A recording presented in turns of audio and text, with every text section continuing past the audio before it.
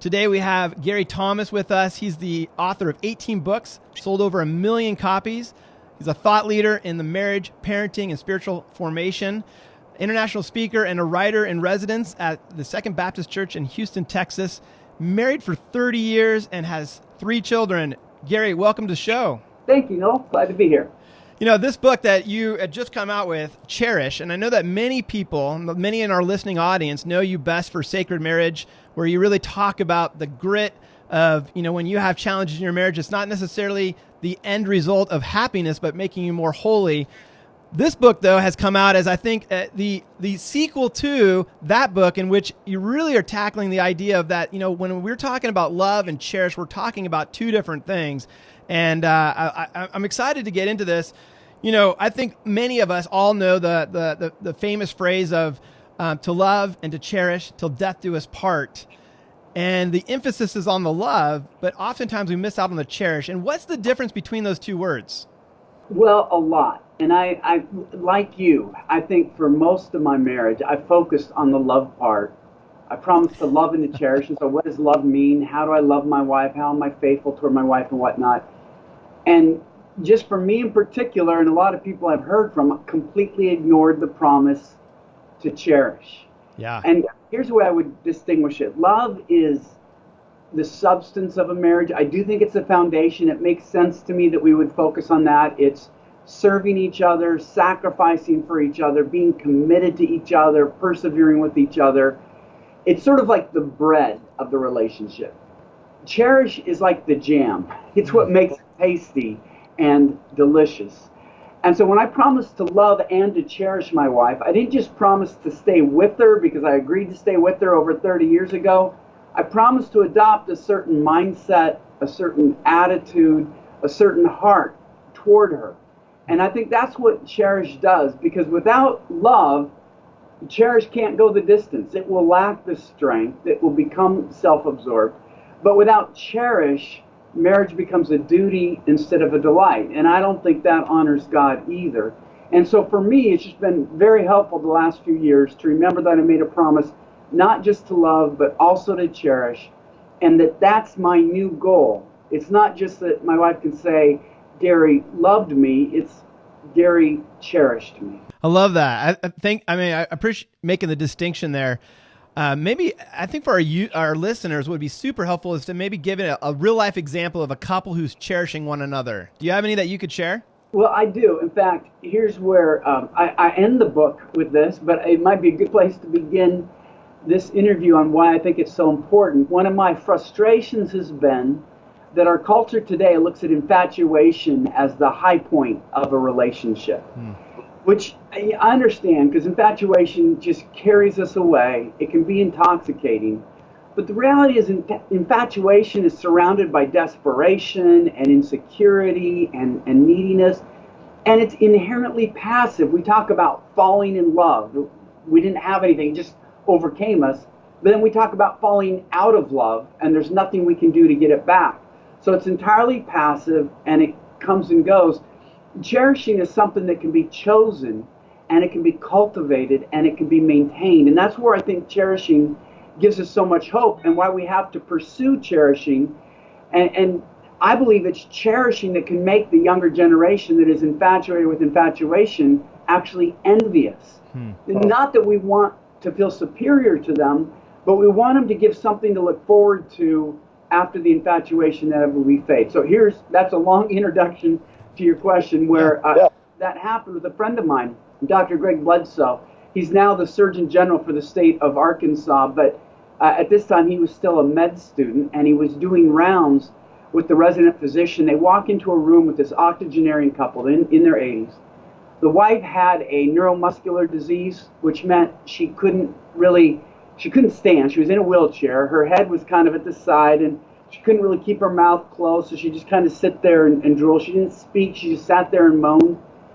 And Greg walked in, and he saw this woman just really decrepit in many ways, and a very energetic man in his 80s. And he was surprised, because usually it's the other way around. The guy's broken down and the wife is there, but this was reversed.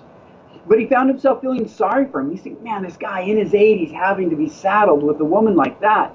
he admitted, I just felt sorry for him. And then he looked at the chart. He saw that the man still lived with his wife. He didn't pick her up at a nursing home and bring her there. He was her sole caregiver, and Greg realized all that that would involve, and he found himself praying, as many a young man might, please God, not me ever. And then the resident physician got a page, and he had to leave the room, so Greg was left alone with him, and he wasn't far enough along in his studies to actually say anything that could be medically helpful, so it was kind of awkward just sitting there. And the husband broke the awkwardness of the pause because he saw the way that Greg had looked at his wife. And he realized that Greg just saw this woman through the shell of who she was, and he didn't understand how beautiful and wonderful he was. So he just starts bragging on his wife. Yeah, she's my fishing buddy, you know. He talked about setting off trot lines and how they've been fishing for 50 years, and then just recounting tale after tale after tale of all that they had done together. And Greg said he was transfixed listening to this man's story, listening to him just basically brag on his wife.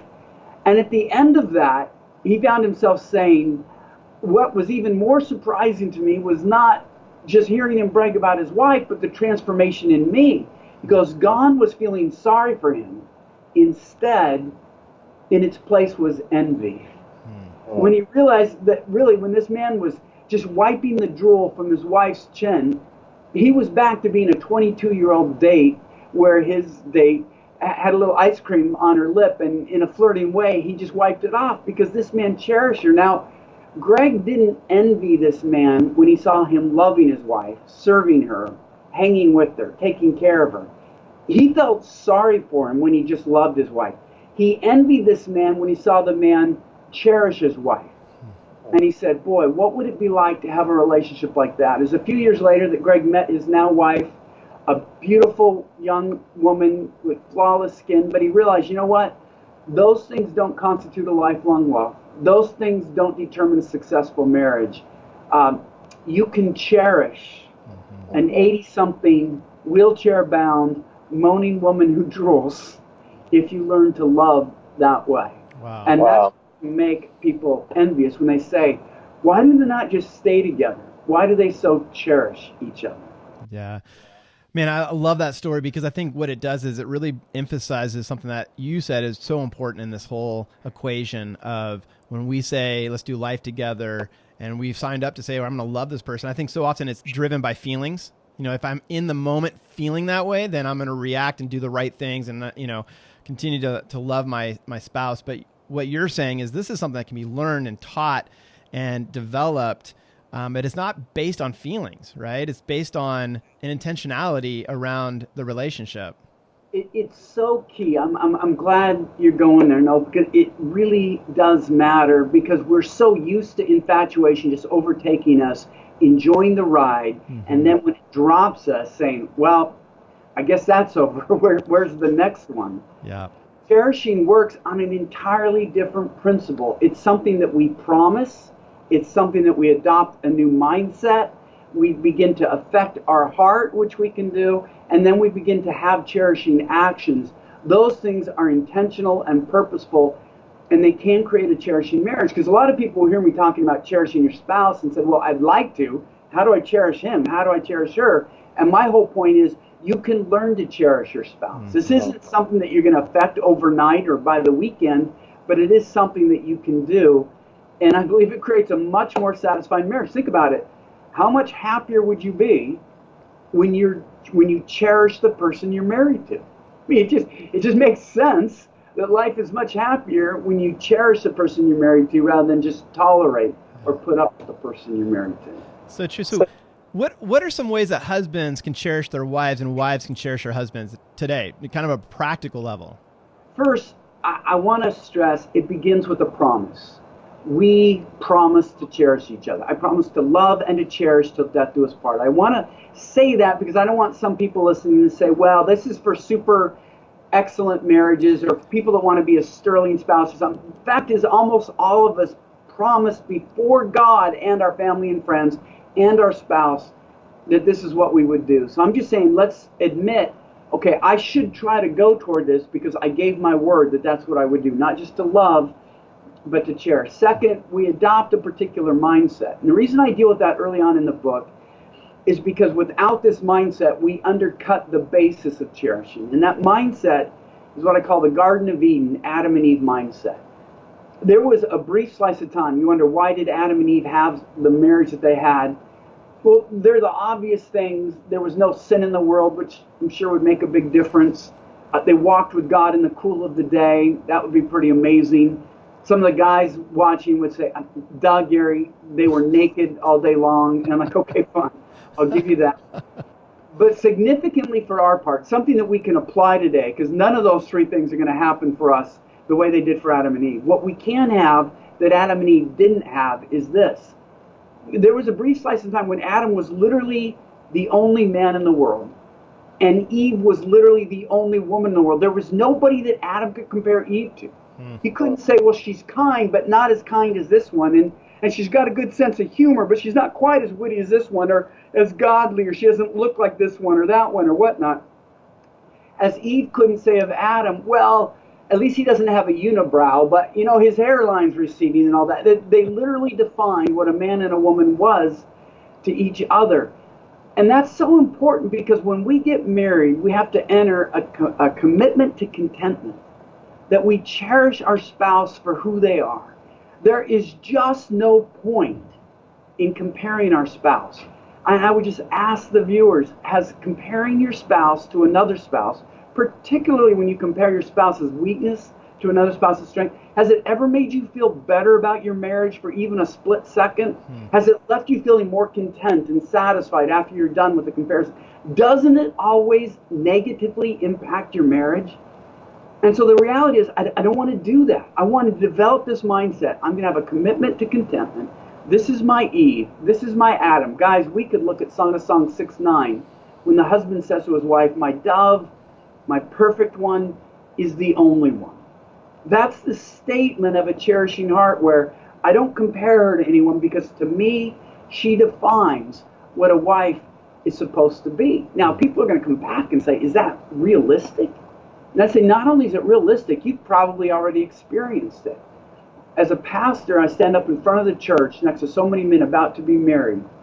And I'll tell you, when those back doors of the church open and that bride comes marching down the aisle, I can tell just by looking, because I've gotten to know these guys pretty well in premarital counseling. We're all background furniture. She's the only woman in the world. He's not thinking of someone else. We're in black and white. She's in living color. And my, I guess, admonition to men and to women, it doesn't have to just be on your wedding day. You can develop that attitude when you choose to look at your spouse that way. You prohibit yourself from looking at other spouses the way you should only look at your spouse. And so you followed through on the promise, and you've adopted a certain mindset that this is your Eve and this is your Adam. And then the book Cherish goes into dozens of other practical things, actions that we put into play that help us developing a cherishing mindset. But I've been talking so long, Noel, I don't know if you want to jump in here or what you want to do. Yeah, this is very, very good. I think the one thing I really captured in the book was you talk about showcasing. Yes. And maybe just real quick, tell our listeners about that. What does that mean? I'm using an analogy from the ballet community. Okay. George Balanchine is a Russian-born choreographer, worked mostly in the U.S., very famous in the dance community. And he had this phrase where he said, the ballet is woman. What he meant by that is that the best male dancers recognize that their job is to showcase the ballerina. That's who people come to see. It's her beauty and her grace and athleticism and just her dance moves that people come to admire. And so the male dancers who succeed the most are those who will showcase her. They need to know her weaknesses, not to ridicule her, but to support her so others don't see those weaknesses. But they also need to know her strengths so that they can showcase those strengths and lift her up in just the right way, because by lifting her and turning her, catching her and supporting her, she can literally do more as a dancer than she could possibly do on her own. And for me, that's a beautiful picture of marriage, where we understand each other's weaknesses, not to dwell on them. And we would never point them out to people. It's to support our spouse where they're weakest so that those weaknesses don't show. But then we study our spouses to know their strengths so that we can showcase those strengths. In essence, showing our spouses off to other people so that others can celebrate them. And marriage just changes when our highest joy becomes seeing others celebrate and cherish our spouse. It gives us a more cherishing heart toward our spouse when we see others cherishing our spouse, which is what I love about cherishing, is that it builds on itself.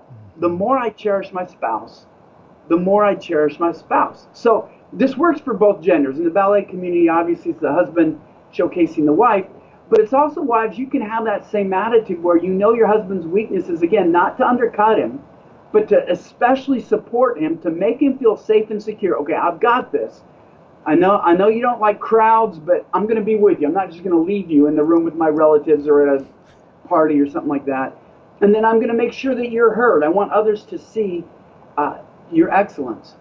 And one of the things I found, though, that's been helpful is not only showcasing my spouse to others, but showcasing my spouse to myself. And what I did in 2016 to do this is I got a daily journal that had a page for every day of the year. And I began each day writing down something I was thankful for that my wife had done the previous day, or just something that I wanted to celebrate about, or a character quality that I particularly admired. And so I literally began every morning, before I did my devotions, before I started working, I'd open up that red book and just say, all right, God, what do I need to thank Lisa for yesterday? What do I celebrate her for? And when you showcase your spouse to yourself, the first thing in the day, every day, I got to tell you, by the time you get to the summer and you've written down 150 things, and you just don't pray for God to change your spouse anymore, because you just start to feel it's a little picky when you've got in front of you written evidence of hundreds of things that are wonderful about them that they've done for you, or who they are. And so you can literally change your heart. I remember last summer when I was traveling, I'd bring that book with me, because if you get a few days behind, it's all over. You can't remember. You have to do it every day. I thought, what if I lose this? I mean, it's irreplaceable. I can't remember everything I've said, but even if I had, it still would have been a gift to my wife. It ended up being her Christmas gift that I gave to her. It still would have been a gift to my wife, because it changed the way I looked at her and thought about her and talked to her. Even if she had never gotten it physically, it had helped me to cherish her. And in essence, I was just showcasing her to myself. So now...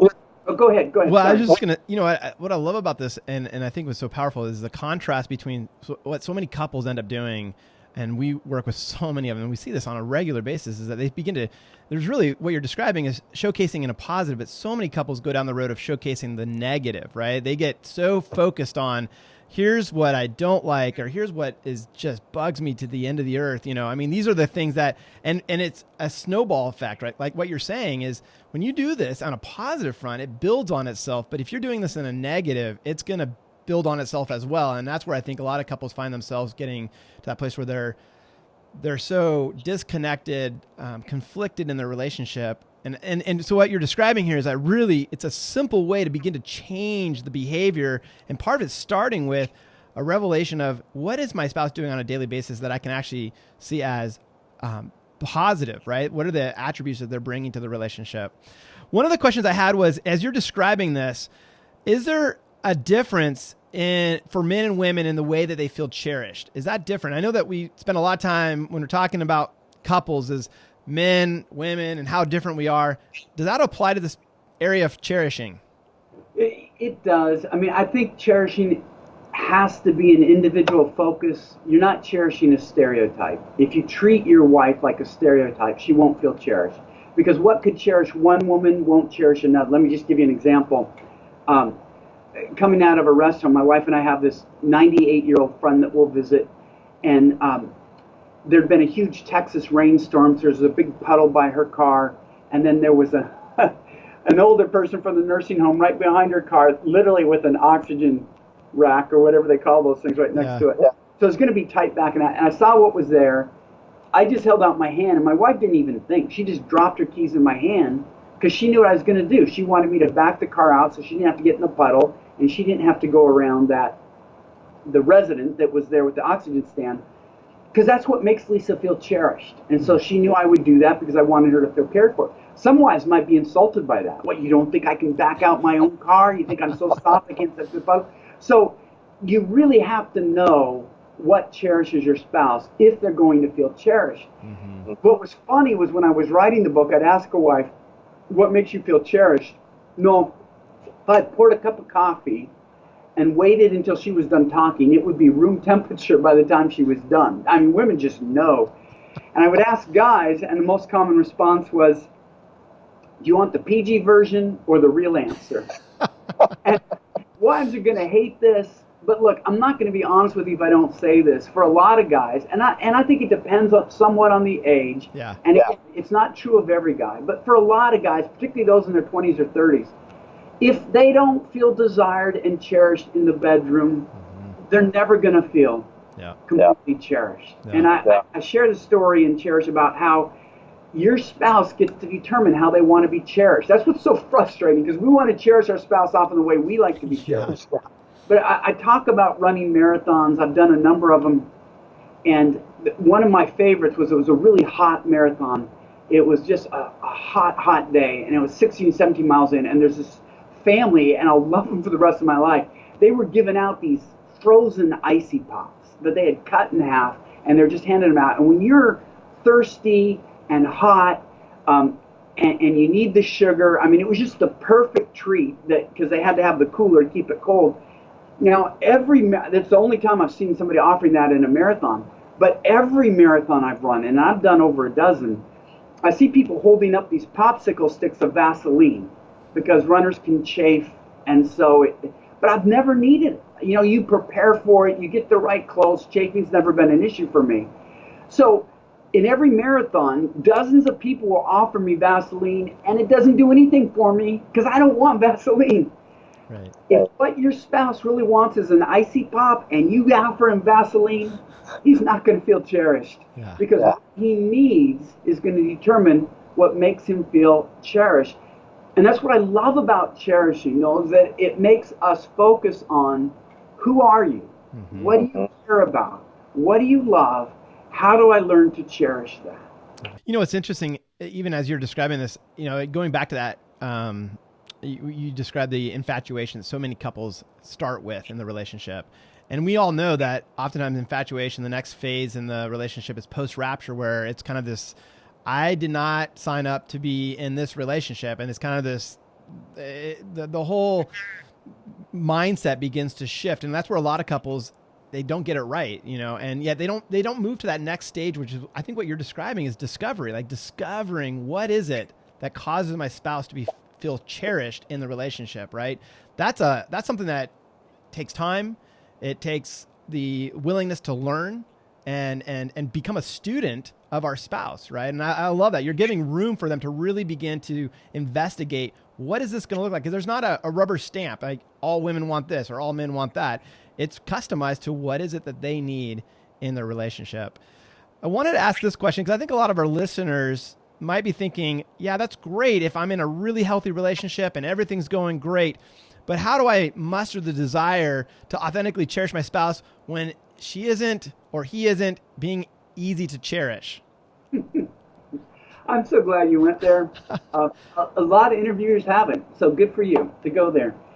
Here's the thing. You remember that whether your spouse makes it easy or difficult, you promise to cherish your spouse. Mm-hmm. So I'm going to call you out and say, you made the vow, let's hold to it. I think that's why Adam and Eve mindset is important, that you're not comparing your spouse to someone else. But another chapter, I don't think I've talked to any other interviewer about, but I think it's a key chapter in Cherish, is this is how your spouse stumbles. Mm-hmm. James 3:2 says, this is just quoting scripture, 6 words, we all stumble in many ways. Mm-hmm. Think about that. The Bible is promising you that whoever you marry is going to mess up in a lot, not occasionally. They're going to be creative, and there's going to be many ways that they stumble. And if your standard of, I can only cherish a spouse who doesn't stumble or who doesn't stumble very often, you can never cherish your spouse, because your Bible says that's not who we are. That's not our human nature. We stumble in many ways. And I have preached on that verse. I did it in my Sacred Marriage seminars. I did it in my Lifelong Love seminars. It comes up in my Cherish seminars. At the end of my life, I've probably spent 40 hours talking about James 3:2, and yet I'm so thick-headed One day I was just frustrated at a common issue that I faced in my marriage with Lisa. And it was just like God was almost laughing, just saying, Gary, this is how your wife stumbles. She didn't stumble this way, she would stumble another way. And isn't that usually what stops us from cherishing? Well, I wish she wouldn't stumble this way. I just wish she would stumble a different way. But you have to just accept it. And in some ways, and this will sound crazy to some of you, but I'm telling you it works. You've got to let it go. My daughter, she's so funny. She's in her late 20s, but she always says to my wife, her mom, when Lisa gets tense, she goes, Mom, butterflies, let them go. And let me give you an example of butterflies. My wife can lose things at times. We used to live out in the suburbs of Houston. We've since moved in, so we're really in the city proper. But before, the traffic kept getting stacked up coming into Houston, to where when I first moved there, I had to leave by 6 a.m. After a year or so, I had to leave by 5:45. By the time we left, if I wasn't on the road by 5:20 a.m., I'm sitting in traffic. And so one morning I slept in. It was like 10 to 5. And oh no, so I'm running through my shower and getting dressed. And I couldn't find my car keys. And I was freaking out because I could feel the traffic backing up. I was pretty sure the line was already out to San Antonio. I mean, it was that bad. And I looked in my pants pocket. I looked where I usually keep them. They weren't anywhere. And I get my flashlight because my wife is still sleeping. So I have my cell phone flashlight trying to find it. And that finally woke my wife up. And she says, "What's the matter?" I said, "I can't find my car keys." And she goes, "Oh, I couldn't find my keys last night, so I had to borrow your car." Like, "Oh, okay. Where'd you put them?" See, she doesn't wake up fully until she's had her coffee. They're probably in my purse. I go, "Good, let's find your purse. Where's your purse?" And so we had to look around the house. We finally find her purse. We finally find the keys. And she goes, "Gary, I'm so sorry." She knew the consequences. She knew traffic was backing up. She knows how frustrating that can be. And earlier in my marriage, I would have just wanted to let her have it. I mean, I've never been a screamer or abusive, but I just want to make sure you realize what this means. I'm going to get to work 3 minutes later. She already knew. There was no point. Here's the key, and I want husbands to hear this, and wives, if it applies to you. She didn't intentionally want to make me late for work. It's just one of the ways it's who she is. She couldn't find her keys. She borrows my car, natural thing to do. She got in late. She forgot to put my keys away. It wasn't like she was acting with malice. It's just one of the things that when you're married to somebody, they're going to do things that frustrate you. And I've just learned to let it go. And I said, "Gary, stop at a Starbucks, get a cup of tea, listen to your favorite podcast, and just chill out. Don't have a fantasy conversation where you're arguing with your spouse and letting them know. You don't need to call her back and wake her up and make sure she knows." In fact, she called me back later and was apologizing again.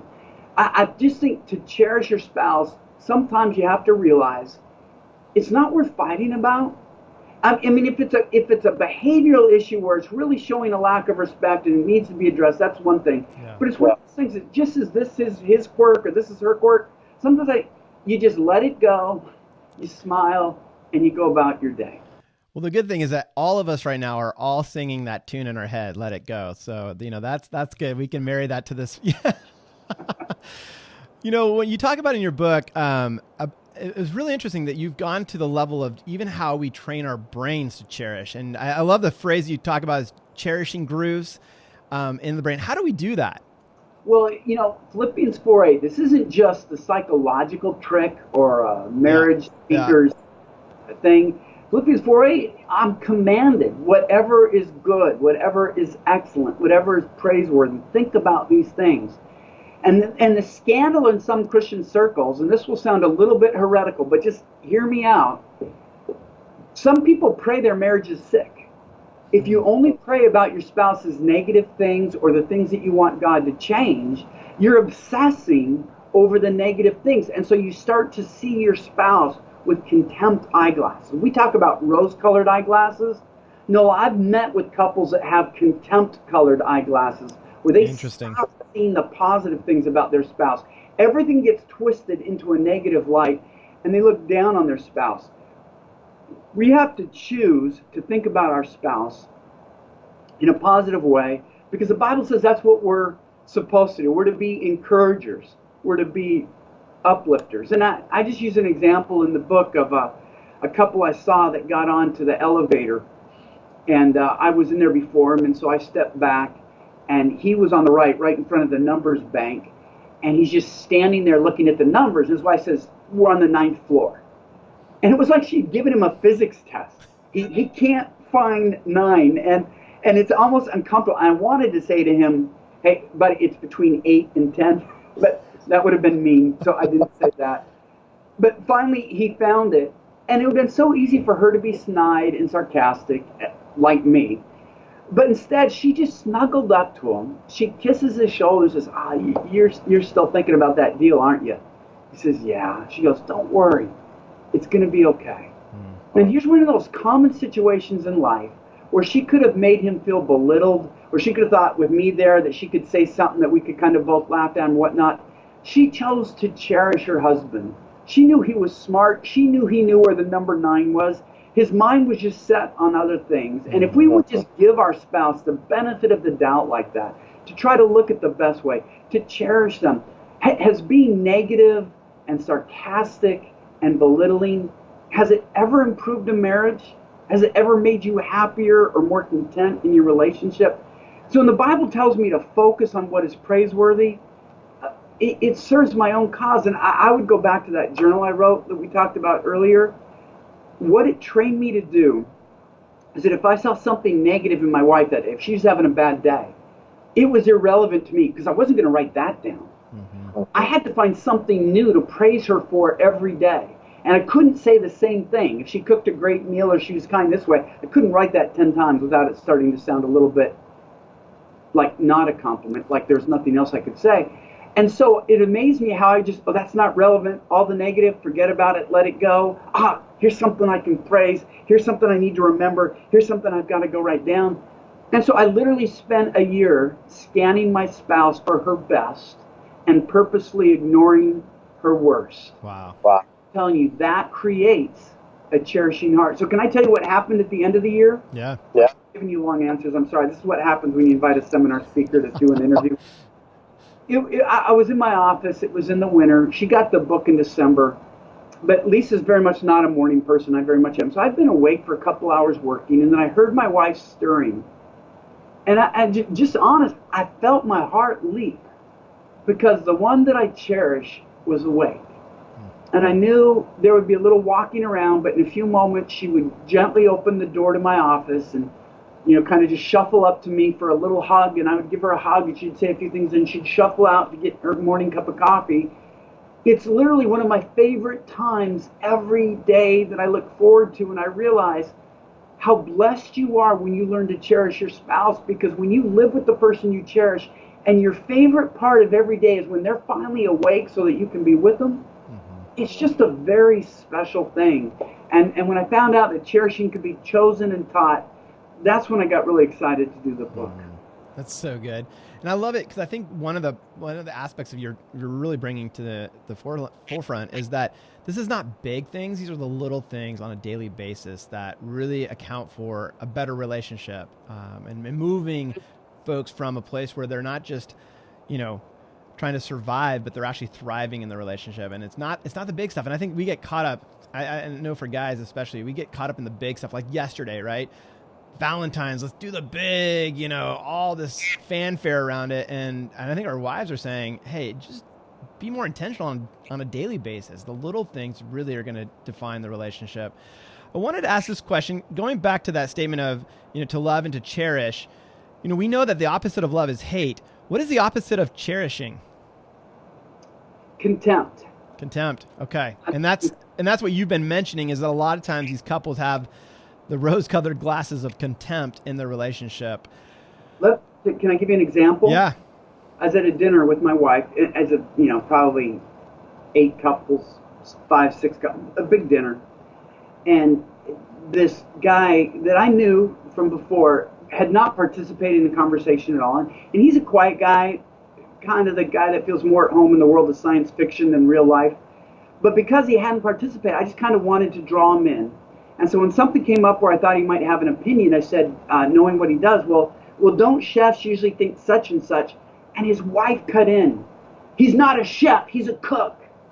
And her husband clearly agrees that he can call me a chef. She goes, no, he can't. Chefs prepare things. You just heat things up.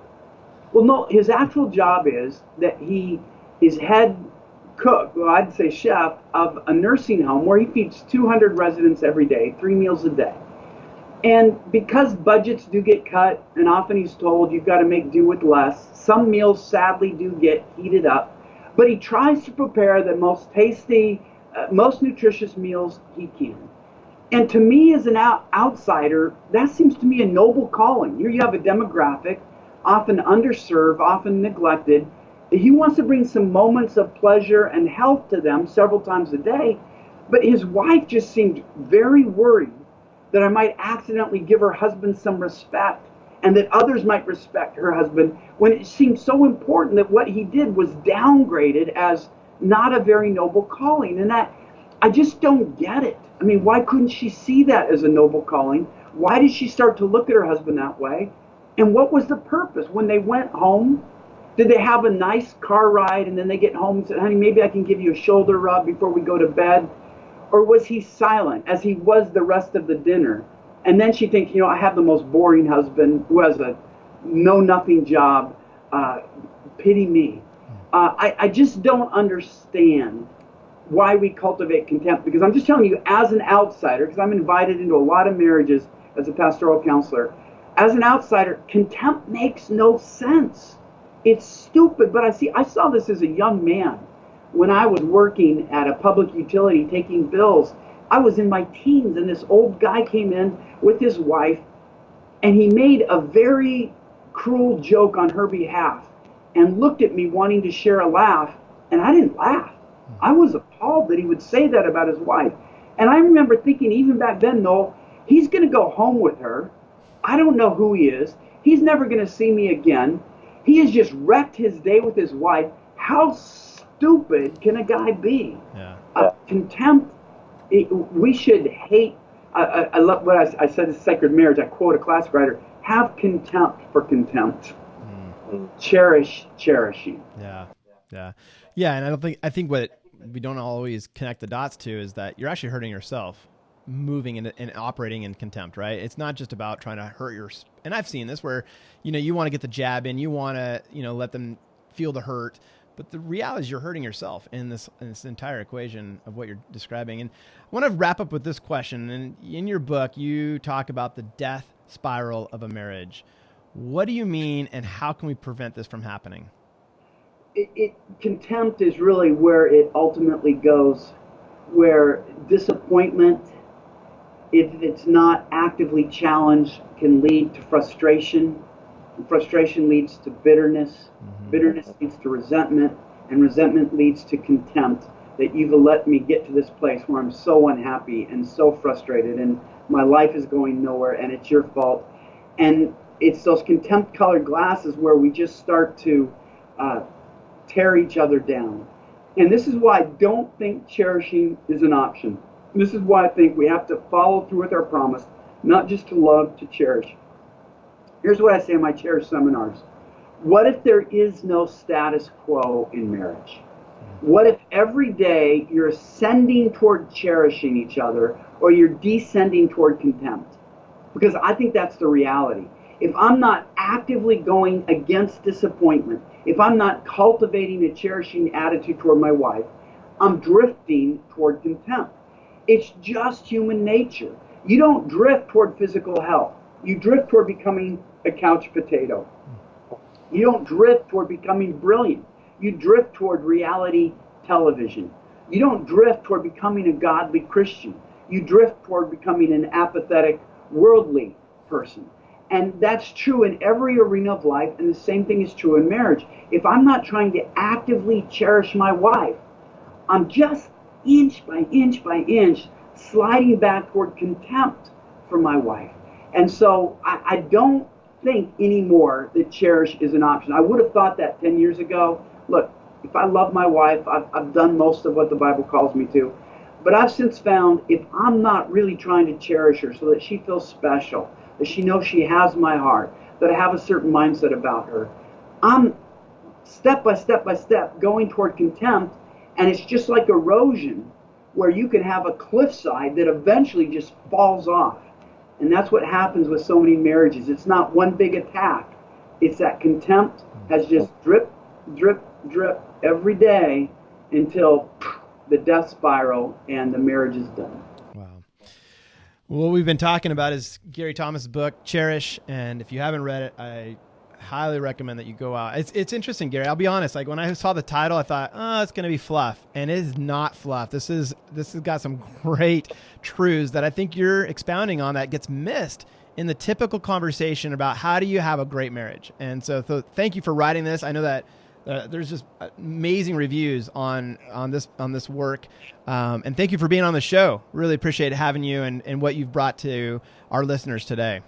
Well, I love what you guys are doing on behalf of so many marriages, so it's an honor for me just to be a little slice of it for one day. But thank you. Absolutely. Take care.